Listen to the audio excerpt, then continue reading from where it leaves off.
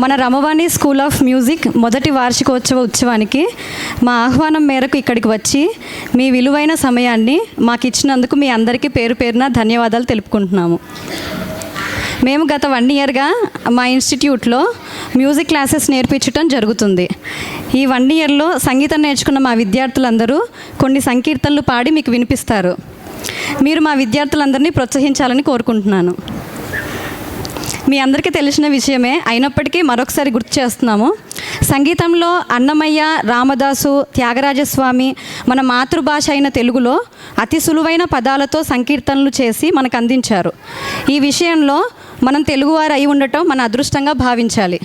ఈ సాహిత్యం నందు రామాయణం, మహాభారతం, భాగవతం మరియు 18 పురాణాల్లో గల సారం మొత్తం అతి తేలికైన తెలుగు పదాలతో సంకీర్తనలుగా అందించారు.